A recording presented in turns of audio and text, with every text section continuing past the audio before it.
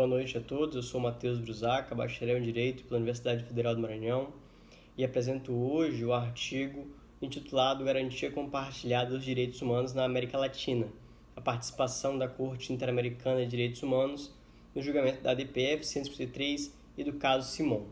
A minha fala hoje se propõe a instigar a discussão sobre a constituição de uma pretensa ação comunicativa dentro do sistema interamericano de direitos humanos.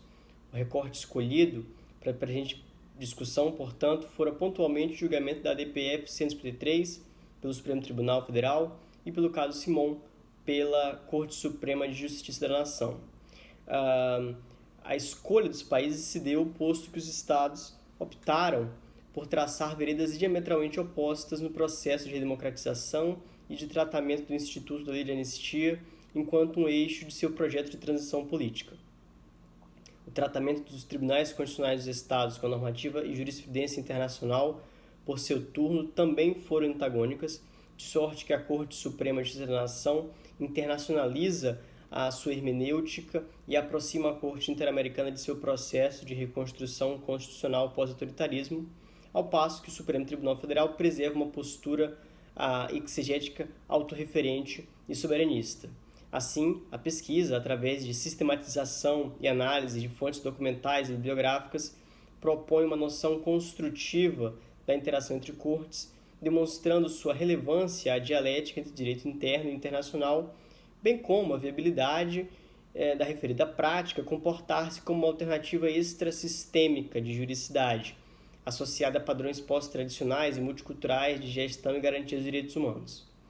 A investigação permitiu constatar que o atual enquadramento de proteção dos direitos humanos tem epigênese não somente na inevitável globalização do direito constitucional, mas deflui, sobretudo,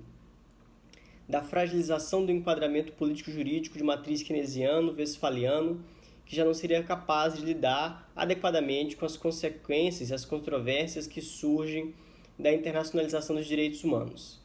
O que se observa, em verdade, não são mais uma ilusão de subsistemas autônomos, mas um progressivo entrelaçamento do direito internacional e doméstico, o que estimula, no final do século XX, que desponte na prática judicante de algumas cortes constitucionais uma prática pautada na troca de ideias e precedentes como uma forma de harmonização da interpretação jurídica dos direitos humanos. O diálogo ou interação transjudicial é, pois, o uso recíproco de julgados de outras jurisdições como parte do processo decisório pátrio. A difusão da relevância interpretativa dos precedentes internacionais é percebida, a exemplo, na Argentina, no caso Simon, ao declarar a nulidade absoluta de sua lei de anistia em respeito à jurisprudência interamericana, ou no Chile, na sentença 3254 de 2006, onde a imprescritibilidade de crimes contra a lesa humanidade é suscitada como base na normativa da Corte Interamericana.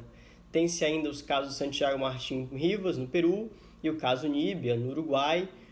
onde as respectivas cortes constitucionais reconhecem a ilegitimidade de suas leis de anistia após uma interação transjudicial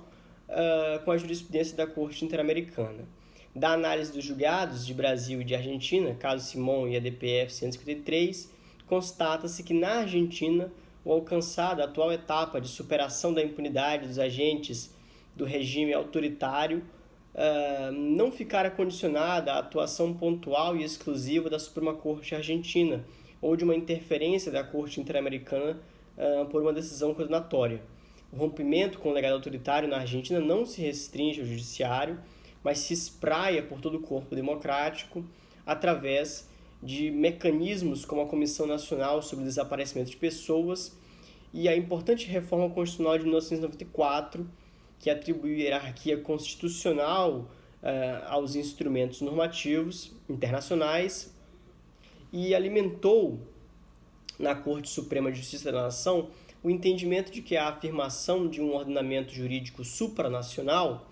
é primordial à garantia dos direitos humanos na América Latina e só pode ser alcançado mediante interlocução direta com a Corte Interamericana.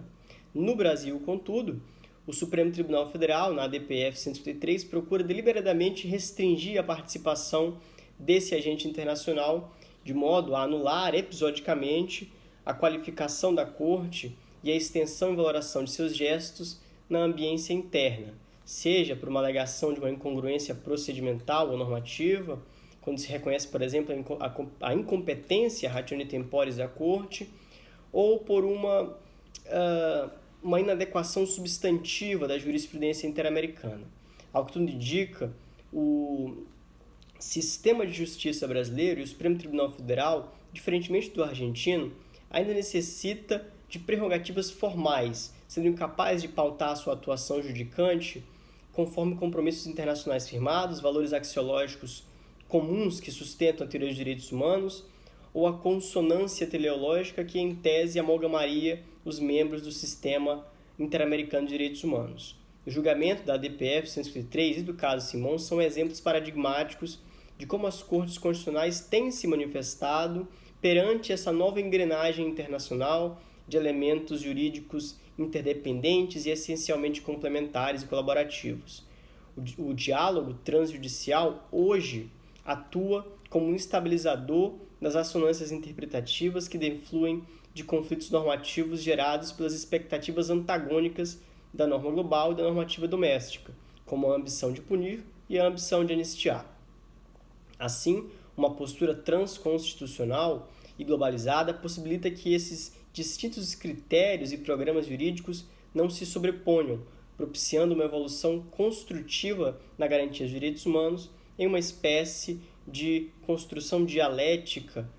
do conhecimento dentro do direito. A experiência transjudicial da Suprema Corte Argentina, no julgado do caso Simon, nos permite cogitar os êxitos de uma mudança de consciência do sistema de justiças estatais, a fim de viabilizar o reconhecimento substantivo do outro na relação jurídica internacional, visto que o processo dialógico transjudicial atribui à dialética direito interno e direito internacional um novo contorno de alteridade, que aceita os demais agentes da realidade multinível como colaboradores do espaço político plural que se tornou a justiça internacional. Trabalhando com essa perspectiva de alteridade, a comunidade jurídica internacional abraça a estabilização das dissonâncias interpretativas dos direitos humanos por meio de uma busca recíproca de generalidades compartidas. Essa é, portanto, a colaboração do chamado diálogo transjudicial para a garantia dos direitos humanos na realidade de um sistema multinível de proteção aos direitos humanos. A experiência do caso Simon evidencia isso, ao passo que a experiência do Supremo Tribunal Federal, no julgamento da ADPF 153, demonstra como uma postura autorreferente, soberanista, que não inclui o Tribunal Constitucional dentro da realidade globalizada do direito, é um problema no que concerne a garantia dos direitos humanos no sistema multinível. É isso, e eu agradeço a todos, especialmente a organização da Conferência Euro-Americana para o Desenvolvimento dos Direitos Humanos do ano 2020. Obrigado a todos.